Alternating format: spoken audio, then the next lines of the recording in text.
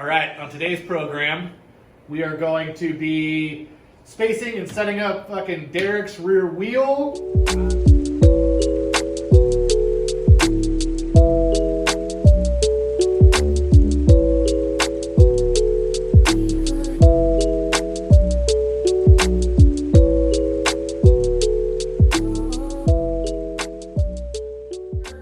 It looks like it's already spaced and mounted, but it's not.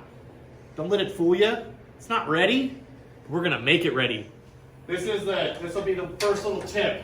Oh, so see how it's spinning? Now just let it down until it stops spinning. Boom, stop. The reason we do that is because now the axle's perfect. So the bike's set. So if you're gonna be putting your wheel in and out, like, you don't gotta keep like holding the wheel up and like trying to get the axle through. That just makes it nice. All right. So we got the wheel off and undone, and on this particular bike, the style of brake hanger he has is where it hits a slot on the frame here. So this all has to line up, and then also whatever go onto that little slot action there, so it can go back and forth. Some are like they'll have like a little hanger flange that comes down, and you just have like a rod that goes to another flange on your frame. But that's not the one we're doing today. We're doing this one. So this video will be based on how to space up this stuff. Okay. So first things first, like, yeah, wheels got to get centered and fit in the bike. But first things first, again, is you got to get your caliper spaced to your rotor. And if you look at a caliper, you've only got so much space in there. That's pretty tight. That's a pretty thick rotor. This one's got really tight clearance, because what you don't want is that rotor coming up and rubbing on the side of the caliper. You only want your brake pads touching. You don't want it rubbing in there. It'll squeal, make issues, it'll heat up your rotor, just all bad. And basically, or actually here, so and also you have, so here's a rotor, here's the inner bearing. Are these sealed, or these are Timken? Timken. Yeah, so you have your seal here, and you got your Timken bearings down in there. And what we're gonna want first, our very first spacer is gonna space us from that bearing to the inside of this, and that's gonna set our spacing on the caliper. So that's gonna be numero uno, okay? All right, this wheel is set up for a 3/4 axle. And that's what we're doing, like more chopper style. This isn't a drum brake. If it were a drum brake, this axle would look different. And that's for another video, and usually they all have all the right setup to make that all work. But with that being said, Derek had a couple of spacers that came with the bike, which made it look like it was spaced, but it wasn't. And you can see the importance with your spacers. So one, that the inner diameter, ID, is 3/4, which that's not. That's actually kind of loose. Is that one 3/4? So that's 3/4. That's pretty good, nice and tight. I don't know why that doesn't fit, but also, so you want your ID to fit your axle, and you want your OD, your outer diameter, the out part, to fit in the seal. And as you can see, you come close, this one doesn't. It's too big. It doesn't want to go in there, and it wants to damage. So this little seal, so you want, and I think there's a bunch of companies out there that'll make spacer material. You can get just like the raw stock. I think when we did your front end, I had some raw stock spacer stuff. I'll put down here the actual measurements. Down there. Right here. Okay. So since these aren't gonna work, at least for right now, they might work later down the road, but it would be nice to have something more consistent. From the last time when we did your front wheel, we had some, this was that stock I was talking about that came with like a front end or something, like a Springer, new Springer thing. So we have quite a bit there, and this is spacer material. And I could machine the whole thing out of just like a solid chunk and do fancy stuff, but sorry, buddy. I'll give you that. There wasn't much space in there for anything cool. Anyways, usually when you do fancy, cool space, you do them on the front, and usually with like a wide glide front end with a narrow hub, do something cool. Like even your front end, I mean, those were just little tiny spaces. There's no sense in trying to get fancy with that. But anyway, so I think we have this, which I think we should try to use this. And this is aluminum, and these are steel. Maybe in the rear, we'll try to stay with steel. The only reason I say that is aluminum is softer, and say, when that aluminum's in there, and if that caliper is trying to move, maybe the aluminum might get weird. I kind of don't think it will, because this bracket is aluminum. So I'm going to say aluminum's good. Some people might argue with me on that, and they're totally okay to do so. So I think we're going to try to do today out of this stock, so it's all the same and just makes our life easy. And back to these fancy mammer jammers, the old calipers. Once again, if you don't know how to use them, learn how to use them. I try to teach everyone that comes around. Derek, I've taught you how to use them, right? Yes, sir. And what 1 inch, what the 100,000ths marks are and all that stuff, because when you're doing stuff like this, the tolerances are starting to get pretty tight. Let's just play a quick little game. Let's see how tight these tolerances are, dude. So we're just going to do the gap on the caliper. Make sure you're zeroed up. We're 0. That's 0. These calipers have some miles on them, so they're not that great, but they're good enough. So this is 3.47. So what is 3.47 look like? 0.347 inch. That's how wide that is. And let's see what his rotor is. And the rotor is 0.215. 0.215. 347 or 347 thousandths or 215 thou minus, can you do the math? 2, 3, 1. Now we've got, is that correct, Derek? 1, yeah, okay, we're good. Now, to really see what kind of clearance I need on both sides, dude, you got a freaking 0.132 divided by 2? Man, I haven't done that kind of math in forever. It's 50, I don't know. What is it? Derek, I don't know how to do this math. We need a calculator. Where's the calculator? Here. Here's your phone. There it is. I'm not going to try to do division. I've had a fucking cell phone for too long. 0.132 divided by, whoever's watching this has already figured that math out. Good for you. You're super duper smart. We like smart people. I can do math. I can't. Divided by 2 equals 0.6066. That's what we're going to have. Look at that. That's what technology is for. If I didn't have it, I'd figure it out. But since we do have it, we don't need to. Dude, let's look at what that... Let me know when you're zoomed. We're 10, good. 20, 30, 40, 50, 65, 66. Can you see the spacing in that? Do we need to be up against something dark? Can you see the spacing there? Yep. That's what has to be on each side of the rotor. These are tight tolerances. Very tight tolerances. Not as tight as I thought, but tight enough. Anyways, we'll move on to the next step. Here, we see kind of our gap in there. The way, like, I kind of do like the whole, like, I kind of do like the like trickle down method. I usually am just doing this by myself and whatever. So you guys are making me have to think about my process, which may alter as we go. Then you're forcing me to doing it a better way.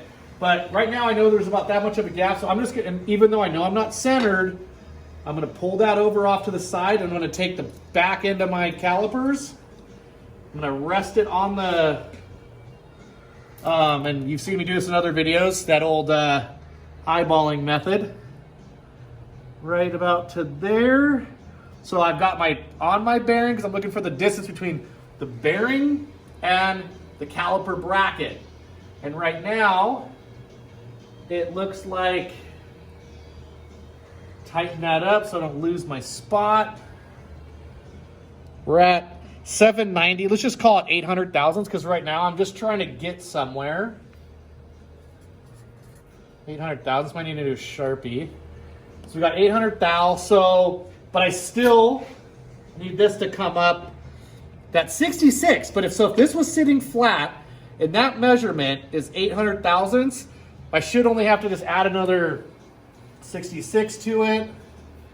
So I'm just gonna come up higher so that I can kind of machine it down. And what I'm gonna end up doing is using the axle and a bunch of spacers, and every time it's kind of like, I just have to keep taking, I'm gonna try to have it too far up, and then I'm gonna keep machining it down until when I tighten the axle here, this caliper is where I want it. Okay, so it's kind of a bit of a process. We'll try to shrink it down so it's not really boring, but hopefully it all makes sense. The 866 is what it kind of feels like it's gonna be, that number, but like, screw it, let's start with something more in the like 900 thousandths range, just so we can, it's a lot easier to take material away than it is to add it. The only way we can add it is like another piece of freaking stock.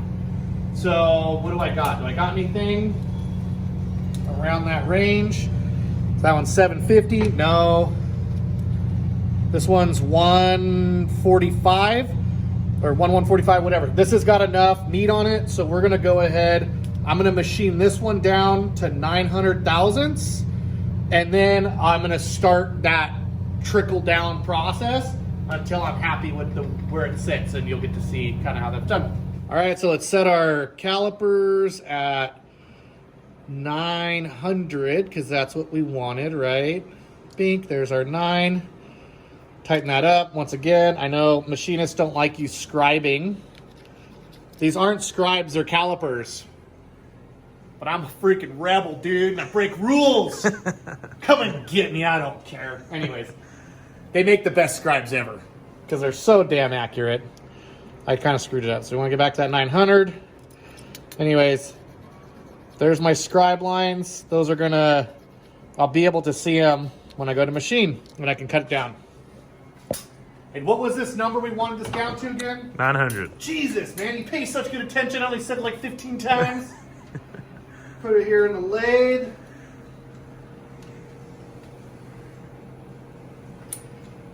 Think Builtwell will sponsor me? Come on, guys, I'm wearing your gear. This is a rad shirt. Ooh. For my boys Goodspeed. They're here in Grass Valley. I'm not in Grass Valley, I'm in Colfax. If you watch my stuff, you'll know that. Or if you buy parts from me. Anyways, and we're up in the mountains, so it's cold, right? Freezing. Our feet are freezing. Just for the people, dude. We do this for the people, don't we? Okay, there we are. We're set. Let's look at speeds. Remember, I don't run accurate speeds because I'm on a goofy power because I'm out in the boonies and I'm on stuff. So I would run this like at 1200 RPM because it's aluminum and I can go faster and make bigger cuts. But I don't have a lot of power out here. My machine's too big. So I run it at 700, which is fine. And if you've got like a little mini lathe, like that's the shit. I almost kind of want to get a second little lathe for like doing spacers because like this thing's a monster for this shit. Oh, gotta be high, dude. Oh, it's not even on, dude. There we go.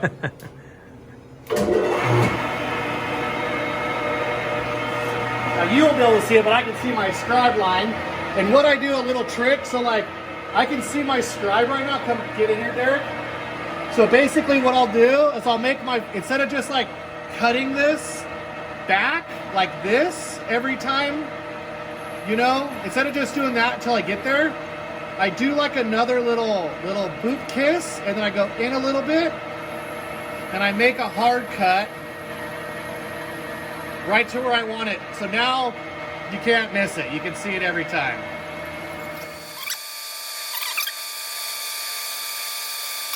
Back it out a little bit. And so, since we're in rough cut, we're trying to get this spacer. I have many more cuts to go. I'm not gonna like make a nice beveled edge. I will clean out the inside so the axle goes. But basically that's good for now. And now we can start fit up the wheel. I gotta tell you right now, this is probably gonna be too long, hopefully. And I'm not gonna be able to get the caliper on, but it's gonna give me a much more accurate idea of what I got to start doing, okay? Because the only way I know how to do it is like whatever. I don't know how to measure that in a way that would give me the perfect spacer right off the bat. So I have to do the what should we call it? I kind of got to nibble at it until it's good. That's the nice side that's been done. It's all good. And here's the side we just did. Remember this little duder? Get in there. Get it some hardcore. Whoop! There it goes. Look at that. There it is, nice and clean. Bam. We like it. So now I'm gonna use the side that's already beveled to go in and out, because if I use my sharp end, I'm gonna end up just cutting that seal all up. So we'll just go ahead, plop that bad boy in there. We take this here caliper. It should not fit if we did this correctly. Oh my God, it fits on there. Just kidding. So here's where it gets tricky. I'm gonna use some of this other stuff. That might be too long. Let's use some of your dumb spacers Thanks. that you brought. Put those guys on there, because now what we want to do is we want to put the axle through. Your hand is not to hammer. We need a hammer. We need a soft hammer, because you have chrome stuff. You hold that, Derek, put a hand on there for us, buddy. Dude, this thing has been through some miles. I thought like putting caulking would help it, because it like blew a seam. Didn't help. Harbor Freight. They don't sponsor me, and it's a good thing they don't, because their shit sucks. So I'm gonna say right now, this is probably, I should not be putting this through, because this is not correct. The axle doesn't want to go. And if you could look right now, can you see in there? Look at that's binding up in there. Can you get it? Uh-huh. Because this is too long. So all this, I'm talking so much, I'm not paying attention. I'm just ruining shit. So the axle doesn't want to go, which is fine. We already do that. I need to put your hand on it again. Small socket. I do not recommend this. Sometimes a shitty extension. You're gonna keep your hand there, buddy.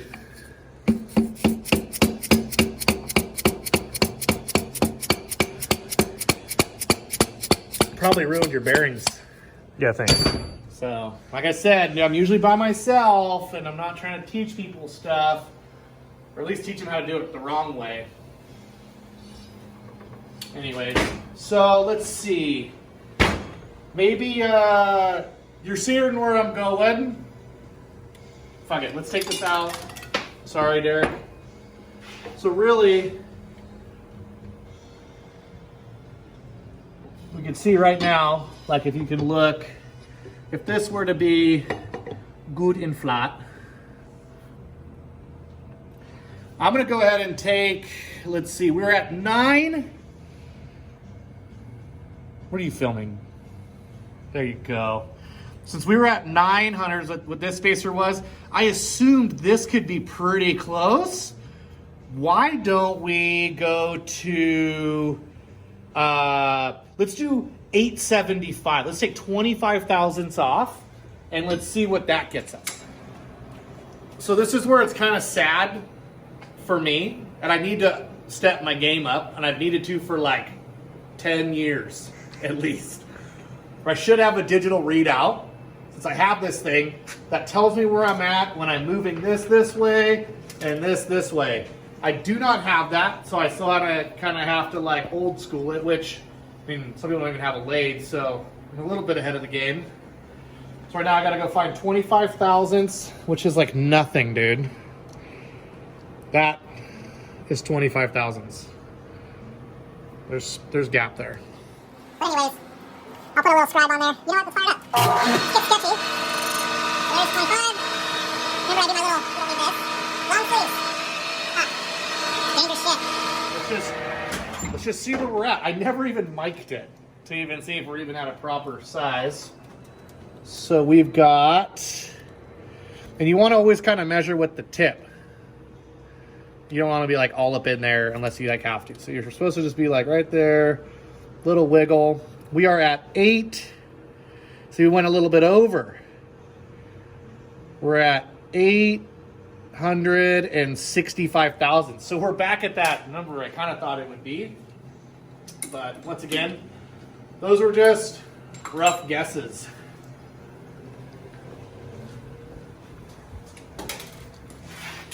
Little cleanup so the axle will fit through. Pop that bad boy back in.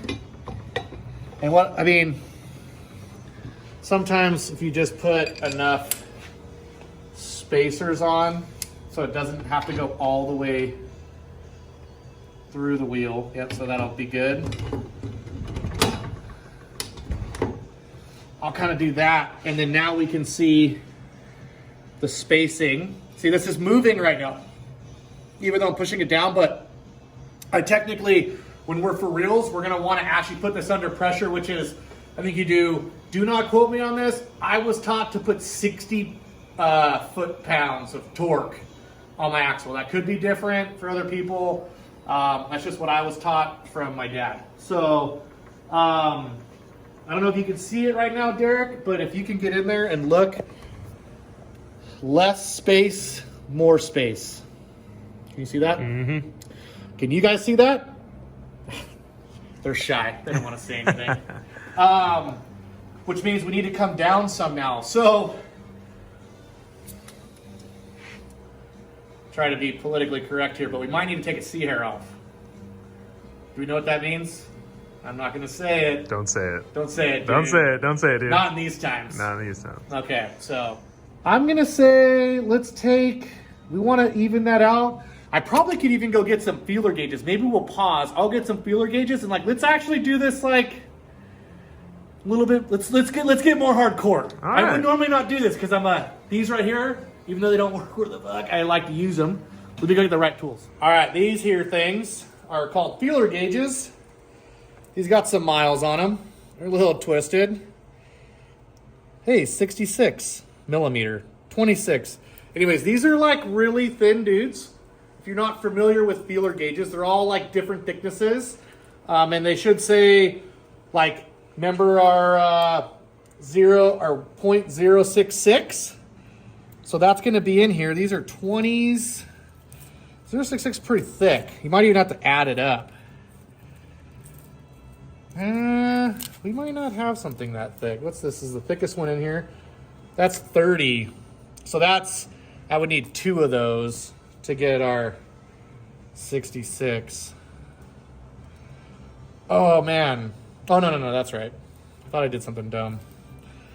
But anyways, to find that 66, I would just I'm gonna add a chunk of these up, and that's gonna be the 66. So I don't normally do this, so I'm trying something new. If you really are that kind of a geek and you want your stuff really perfect, the main thing is as long as it's not rubbing.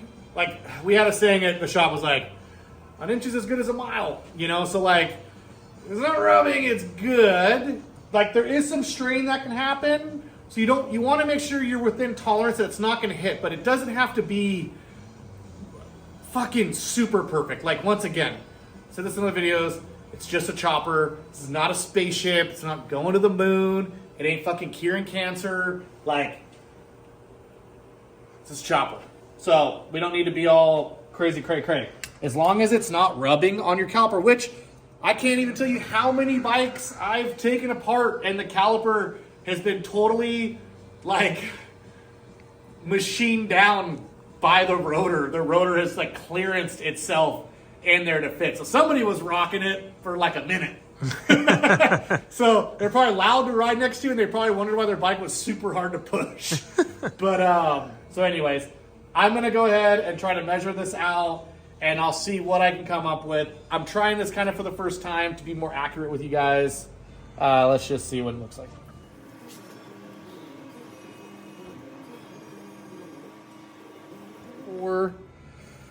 Plus 24 is 68. Wow, that's crazy. That's 68.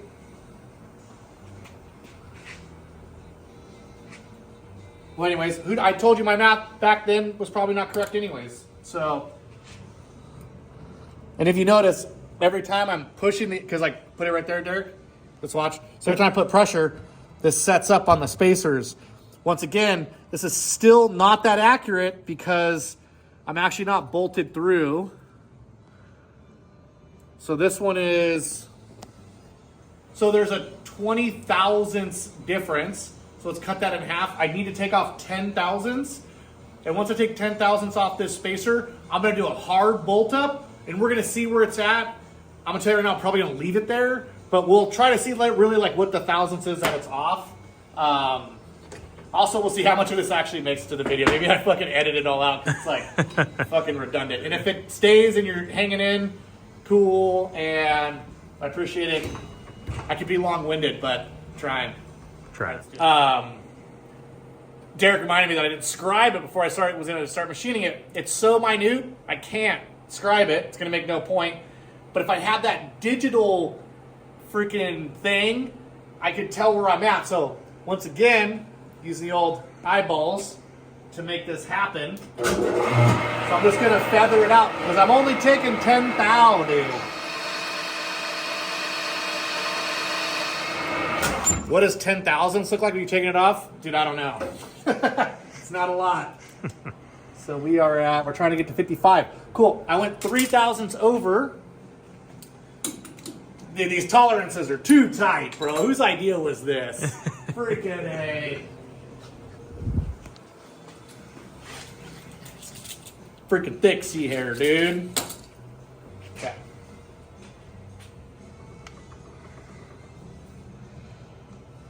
There's that.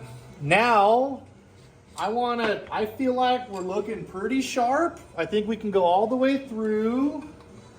So we're gonna set this up. We're gonna put this guy in, and this time, when I grabbed a hammer earlier to hammer that in, that was bad. Should not have done that. That should not have been the case because I should just do that. Don't force stuff, especially when there's bearings around. So anyways, there's that. That's too big. No, that's way too big. So I'm gonna grab a couple little spacer dudes, get those in there. And now what we want to do is we want to get out past the thread, right? Hold it again, dude. All right, so we can tighten this up. I am not gonna I should do 60 pounds, I'm not. I'm just gonna, dude, I got torque wrenches, bro. We're good. What I'm probably not gonna have is enough effing crescent wrenches, dude. So I like using crescent wrenches when I don't have the right size wrenches. All right, hold it. Whatever, dude. I'm just gonna use my freaking hand for the other side. That's how tough I am. Okay, that's pretty tight. I hit my knuckle. Oof. Oof. Ouchie. Oof. All right, check it out. Here's the test if we're not going to be dragging. So this is moving, but it does feel pretty tight. And luckily, we haven't gone the wrong way. Don't have to start over with that spacer. But I will say this. If I were to cut that inner spacer too short, at least it's still a reference. And I would just take a spacer that's a little bit longer, and I would be able to guesstimate how much longer I want to make that to machine it down. All of this stuff would probably be pretty tough. This would be hard to do without a lathe. Like, actually, I've been to shops that don't have lathes, and the first thing I say is, or like in my brain, because I'm not going to be that big of a dick, is how do you space a wheel? Like, how do you set up wheels on people's bikes? Like, that's got to be really, really tough. And if you are doing it, man, you should do a video on how you can do it without a lathe, because that'd be pretty helpful for people, huh? Fuck yeah. So anyways, this is tight. This is not moving the way that I'd like it to. Honestly, like, I'm going to measure that gap, and I'm going to take off half of what is spaced there. Since this is touching, whatever's there, I'm gonna take half of that off. So, this is where we do a bunch of fast forwarding. So I'll just take a nice little fat chunk of those guys. Nope, drop down. There it is. So, close enough in accuracy. What I'm not gonna do, oh man, I need my, oh, you know what? I know, I got the calipers over there.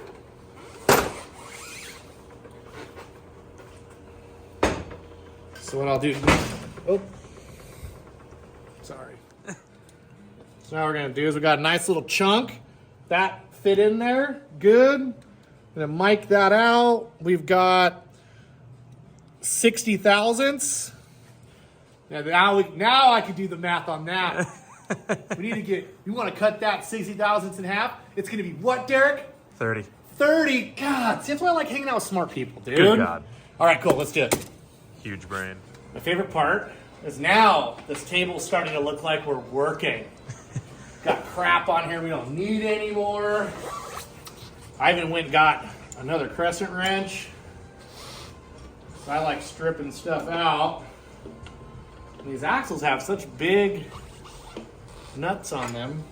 Huge nuts. Huge nuts. So now that's really tight, and we're obviously coming back from me taking off that 30 thou. And Jesus, it's still over, man. So we took off 30. We're still not centered. So I'm not gonna bore you with some of that stuff. I'm gonna go ahead and take a little bit more off and we'll be right back.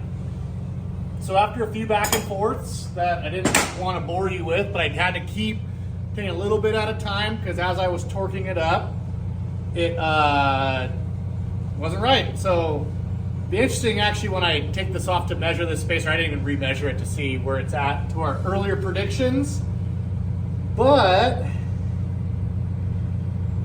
I don't know if you're gonna be able to see it. I will say the spacer could be slightly smaller, slightly, because it is still slightly that way, but we have plenty of space on each side of the caliper. It looks pretty cherry in the video.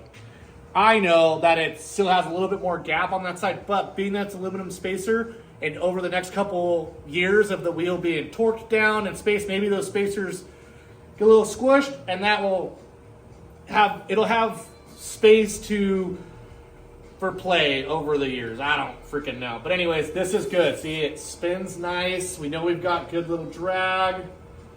Gapping's good. So now that we have that inner spacer, which this is kind of that's definitely the hardest part, is getting your caliper set up to your rotor. It's definitely the most difficult. Now that we have that, we're gonna go and center the wheel up on the bike and figure out what the spacing needs to be from there to the axle or the axle plate and here over the axle plate.